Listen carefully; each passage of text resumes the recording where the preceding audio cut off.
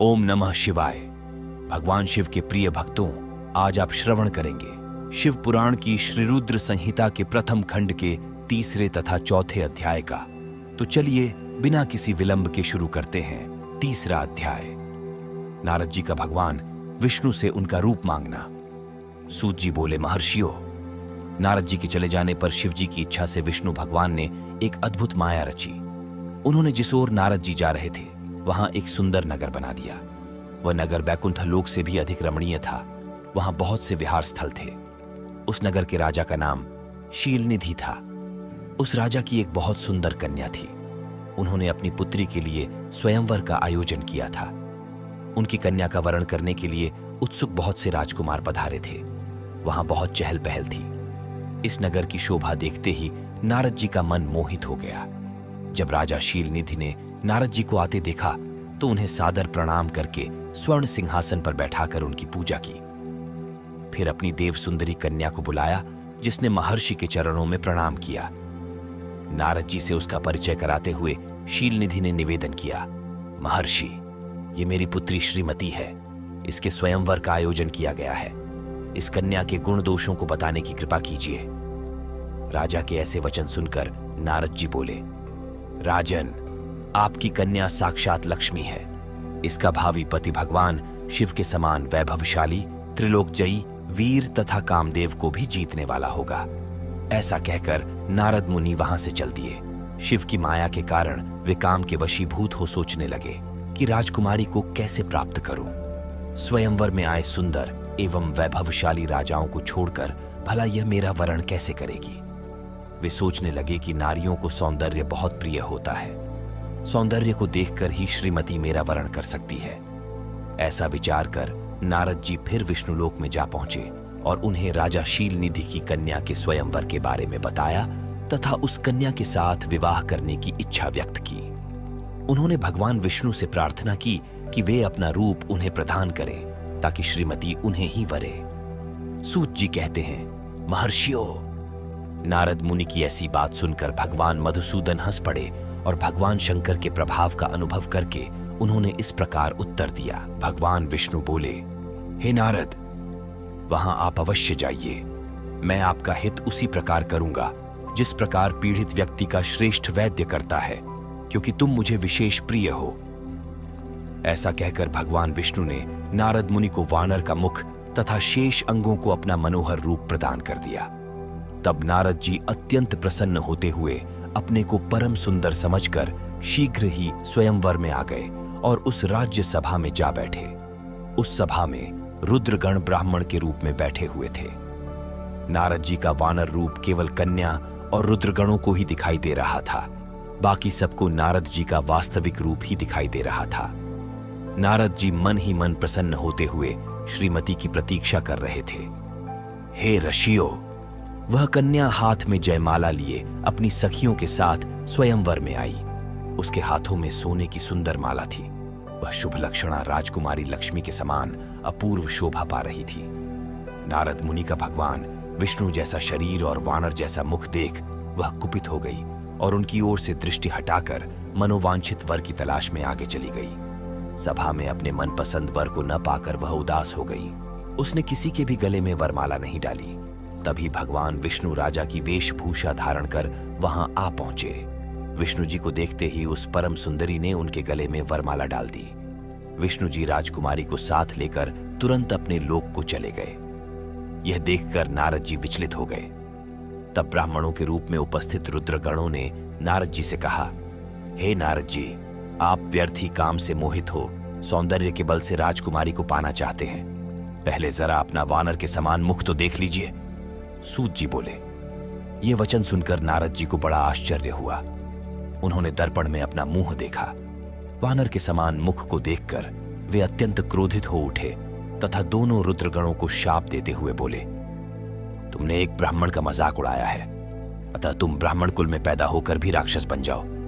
यह सुनकर वे शिवगण कुछ नहीं बोले, बल्कि इसे भगवान शिव की इच्छा मानते हुए उदासीन भाव से अपने स्थान को चले गए और भगवान शिव की स्तुति करने लगे। शिव पुराण के श्री रुद्र संहिता के प्रथम खंड का तीसरा अध्याय यहां पर समाप्त हुआ।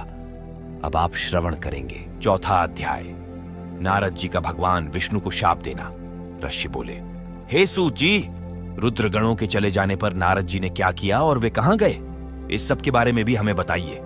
सूत जी बोले, हे ऋषियों, माया से मोहित नारद जी उन दोनों शिवगणों को शाप भी मोहवश कुछ जान न सके।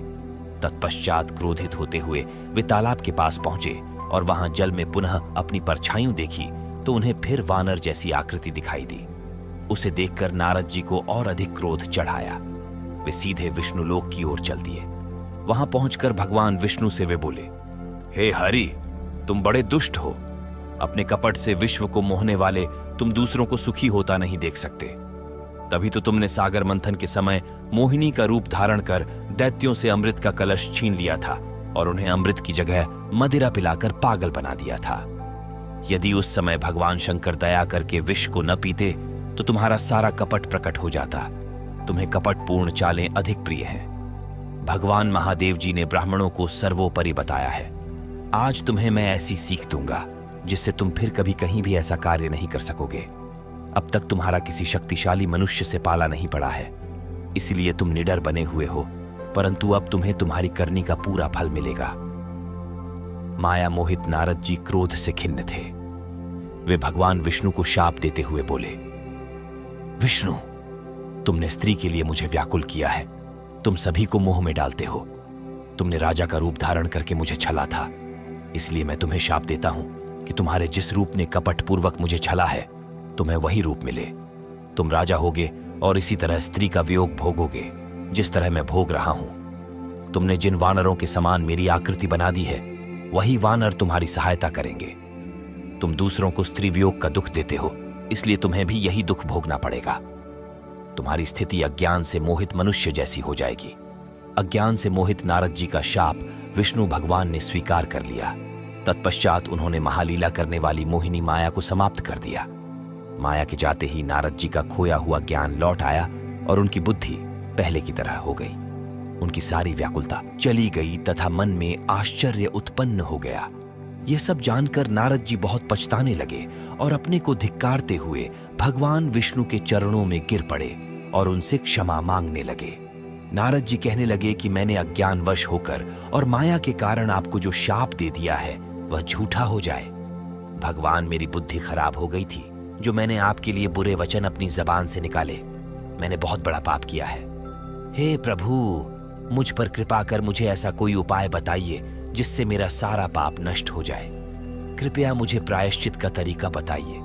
तब श्री विष्णु ने उन्हें उठाकर मधुर वाणी में कहा, हे महर्षि, आप दुखी न हो। आप मेरे श्रेष्ठ भक्त हैं, इसमें कोई संदेह नहीं है। नारद जी, आप चिंता मत कीजिए, आप परम धन्य हैं। आपने अहंकार के वशीभूत होकर भगवान शिव की आज्ञा का पालन नहीं किया था, इसलिए उन्होंने ही आपका गर्व नष्ट करने के लिए यह लीला रची थी।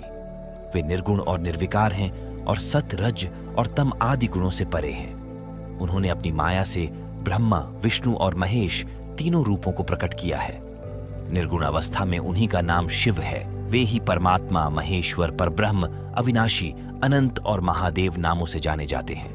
उन्हीं की आज्ञा से ब्रह्मा जी जगत के सृष्टा हुए हैं। मैं तीनों लोकों का पालन करता हूं और शिव जी रुद्र रूप में सबका संहार करते हैं।